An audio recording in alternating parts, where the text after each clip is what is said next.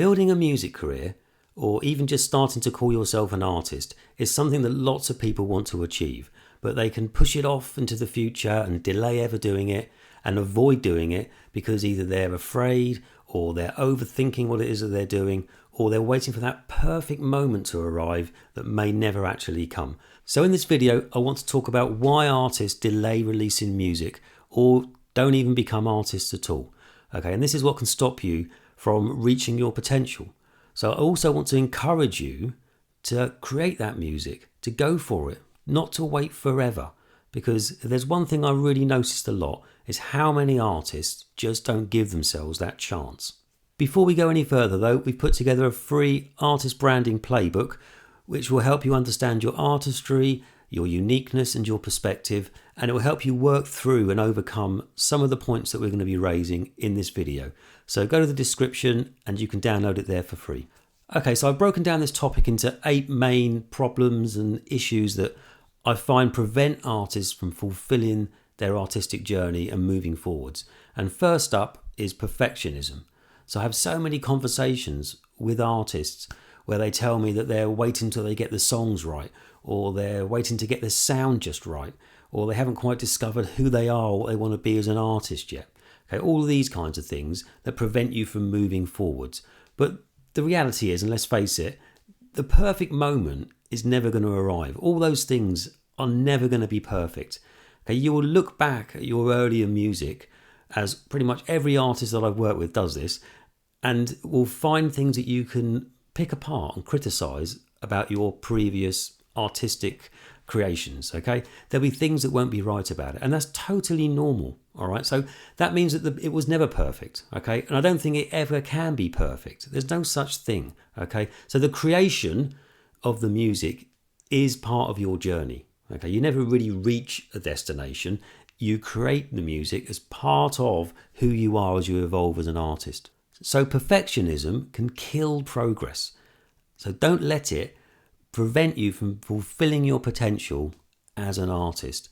I've coached and taught artists before who've waited for years, sometimes even decades, and sat on music and songs that they've not really finished and never released because they're waiting for that perfect moment to arrive. Okay, and then it never did arrive. So just imagine the regret that you may feel if you've not tried to be your best. Try to be the artist that you can possibly be. Okay, don't let that perfectionism kill that progress for you. All right, just release, create music, and you refine and get better as you go. Okay, second point, and another reason why artists delay releasing music is fear. Okay, being an artist is vulnerable. All right, you're putting yourself out there. It's not a natural thing to do. All right, fear is involved here. You're doing something that most people would never do. All right, it takes bravery. So accept that fact. All right, don't worry about the fact that you feel that sensation. It's quite normal to feel that sensation. Okay, it's not a normal thing to do. Most people want to stay in their comfort zones and not feel in an unsafe place psychologically. So fear really can prevent you from becoming the artist that you could become. It feels vulnerable to stand out, to draw attention to yourselves, and to open yourself up for what you think could be ridicule or humiliation or people noticing you. Okay, being the center of attention isn't normally a natural thing to want to seek out. Most of the artists that I've ever met, I would say, are not natural extroverts. Mostly artists are thoughtful people, and so therefore these thought processes are also the thing that will make you a good artist, but also make you feel like you don't want to get out there and do it and put your heart really into what you're doing. Some artists build this fear up to be quite a big thing in their minds that prevents them from doing this. What will people think of me? What will my friends and family say? Am I going to be ridiculed? I mean, it can be that sort of scary in some ways. It's built up, but most of this is in your mind, really. So if you think about it, most of the people in your life that love and care about you and that you love and respect yourself, they're going to want the best for you, right? So there's no logic, really, to that thought process at all when you really do analyse it in that way. Then beyond your friends and family and immediate group of people, there's a fear of being judged by some imaginary group of people who are in the public. Okay, these are people that you don't know. You imagine that there could be ridicule or humiliation for you, or people are going to think you're not very good at what you do, or maybe you can't sing as well as you thought you could, or your songs are terrible, and all these things, okay, that are scaring you in from away from actually doing the thing that you want to do. Okay, but you can't let this imagined group of people put you off of doing the thing that you want to do and fulfilling your potential. Okay, the reality is you are going to be judged by people, but you're judged by people every day anyway. What does that matter? All right, again, free yourself from these thought processes, because all they're doing is preventing you from fulfilling the thing that you want to do. All right, and what is it? Is it really that scary that somebody that you don't know somewhere in the distance thought that your music wasn't very good and then didn't bother listening to it? You're not even going to know that happened or occurred most of the time. Okay, so forget about that and again, move on from it. There's no logic to that thought process. And one other point to pick up here on the fear of becoming the artist that you want to become is that I have worked with quite a few artists. It's not a majority, but it's quite a few artists who at some point in their past have picked up on a negative comment or a little bit of ridicule in their childhood, or someone that didn't quite respond to them properly. It could have been a parent or a relative or part of their friendship group, and it's got into your head in some way, and it's sat there and you can't get rid of it. And now you're always kind of thinking about that, and that's psychologically and subconsciously been holding you back from doing what you want to do. And quite often when it turns out we have a conversation about that sort of thing, it turns out that comment was quite a throwaway thing at the time, and the person probably didn't even mean it to be a negative thing at all, and would probably be horrified that that's prevented you from fulfilling your life. All right, so there's all these different things. Fear, it paralyzes you, it stops you doing what you want to do. Most of it is in your mind. Okay, it's natural to stay in your comfort zones, is what most people don't have the bravery to do the thing that you're trying to achieve here. Okay, you're going to have to take a deep breath and push on through it. That's the only way to do this, is to get on with it. Don't let it stop you doing what you want to do. Okay, third point is the myth of the perfect launch. So I've noticed that many artists delay becoming artists or releasing music because they're waiting for this perfect, fully formed concept of what they're going to be as an artist and what their music is going to be. But the reality is you're never going to arrive at that point. Okay, you're always going to be evolving. So, for example, people will say, I want to wait until I'm a better singer. I'm going to wait until I'm a better guitar player, or until I can write better songs, or until the branding aligns with the music, and all these kinds of things. But the reality is you figure that out by doing it. It's not something that you can do in theory. It's something that you have to do in practice. So you can't just sit in a room trying to figure this out and overthink all this. All right, you actually have to develop your artistry, develop your identity, and develop your art as you go through the process of creation. All right, otherwise you'll never get started. And if you never get started, you can never build. Okay, number 4 is creative blocks and excuses. So artists will tell me that they're waiting for inspiration. But if you're waiting for lightning to strike, you can be waiting forever. And the truth is really that inspiration comes after you've started working, all right, not before. Discipline will always beat waiting around for the perfect idea. Then there's dissatisfaction. So artists sometimes will finish creating and writing songs, even recording songs, to then look back at it and think it wasn't good enough, and then they'll scrap the song and never release it. Another common one is changing direction. So you'll write a bunch of songs and then you might evolve a little, and suddenly you feel that those previous songs don't really fit anymore with what it is that you want to do.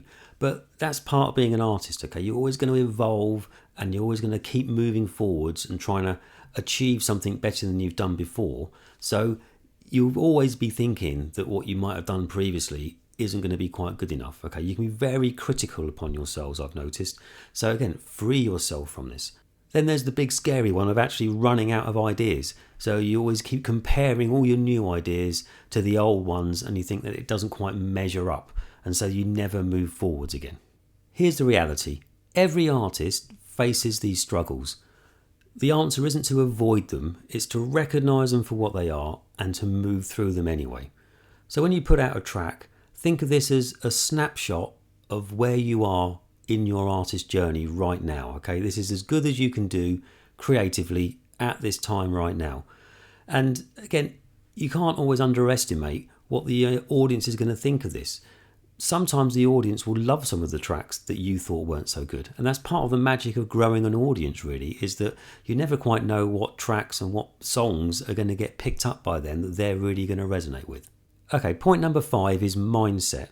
So a big mindset shift that you need to make is to remove this idea of music being good or bad, whatever that may mean. So artists seem to be so worried about their music being bad that it can become like a self-fulfilling prophecy, in that your music can actually become worse. Because what can happen is that you'll start to create music to satisfy all the psychological baggage and imagined criticisms that you've been worrying about. So instead you should be creating authentic art for people to connect to. Good and bad are just subjective terms that don't really have much meaning. So authenticity and your own perspective is what matters. I'll let you into something else that I've noticed over the years of working with so many new artists, and that is that you're not really always the best judge of your own music anyway.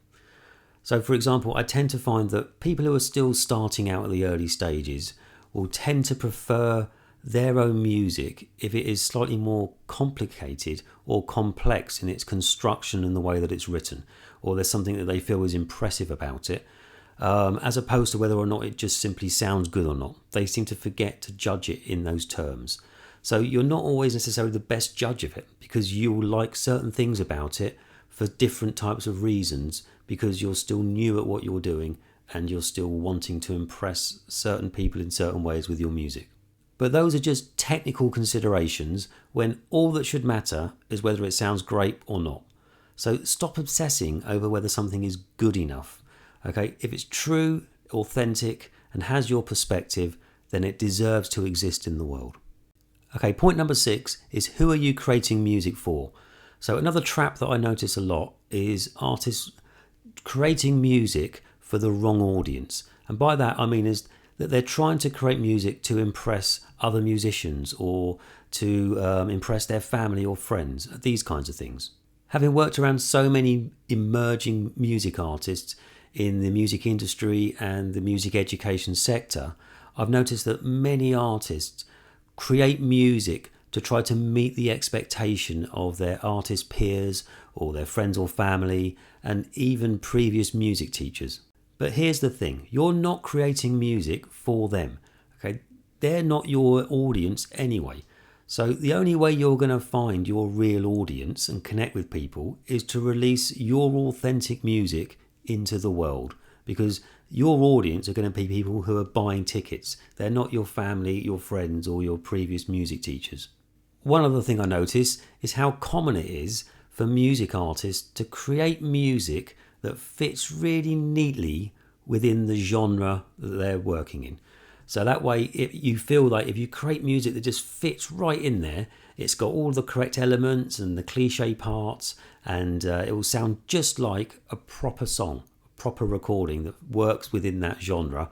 That way you feel like you're not going to get criticised. It's nice and safe, but actually the reality is that what you've done is you've created something that's quite generic and quite bland. And so the danger is that if you try to please everybody, what you'll do is you'll end up really pleasing nobody. Again, I find this often is a quite subconscious behaviour of artists who haven't quite found their way or found their artistic voice yet. So it feels like you can create something safe, and that way, again, you're not as vulnerable as you would be if you're putting your authentic self into your music. Really what you're doing is you're hiding behind your creations instead of inserting yourself into your creations. Okay, there's a subtle difference between those two creative approaches, and it takes a little bit of experience and confidence to be able to get through that barrier. So remember, art is not about trying to impress people, okay? It's about trying to express yourself to people. And therefore, playing it safe is not really an option, because what happens is you'll just create something that's generic and bland, and it won't really please everybody anyway. All right? So long as you create music that's from your perspective and it's authentic to who you are, then it is worthy, period. Okay, point number 7 is getting out of your own way. Probably one of the biggest things that I've noticed is how much being in your own way, your own psychology, prevents you from doing the thing that you want to do. Most of the time, it's not really the Spotify algorithms and your lack of money or the music industry and not getting signed. It's not really those things that are preventing you doing this. It's yourself. You can overthink, you can isolate yourself, you'll go around in circles, you'll endlessly second guess yourself. There's so many things that prevent you actually doing the thing that you need to do. So my advice to you is get out of your own way, because this is what I see so many artists doing to themselves, is preventing themselves moving forward. Okay, make that music, write that song, record it, release it, move forwards, get better. And that's where I find that the coaching that I do and the teaching seems to help people so much, because ultimately you're no longer isolated, you have a clear pathway, you have an understanding of yourself, and it's these things that make the difference. So yes, knowledge and strategies and understanding the music industry are all important things, but it's only going to be so good as your ability to accept a transformation within yourself to become the artist and reach your potential. And point number 8 is you owe it to yourself. Okay, I don't know how successful you can become. When I first start coaching artists, I don't know how far you can take this, but then nor do you, all right? The only way you're going to find this out is to begin doing this, to start walking that road and see how far you can take it. Maybe it will only become a hobby, maybe it will become a career. It doesn't matter. Either way, you need to be able to discover how good an artist you can become and start creating art that's authentic to you, that's real to you. Stop playing it safe and trying to create things that are going to try and please certain people or imagined audiences in your mind. Create your own art. That's the only way you're going to find out what you yourself can really do. So don't let fear or perfectionism or the opinions of others, or even the imagined opinions of others, prevent you from doing the thing that you want to do. Get started, move forward, create the thing, begin your adventure. That's what it is. It's an adventure and it's a journey of discovery, artistry and creativity. Your voice and your perspective is as much value as anybody else's. So just do your thing and go for it. So if you're sitting on songs or ideas or even the notion of being an artist at all, let this be the push that you need to move yourself forwards. Start becoming the greatest version of yourself that you can be.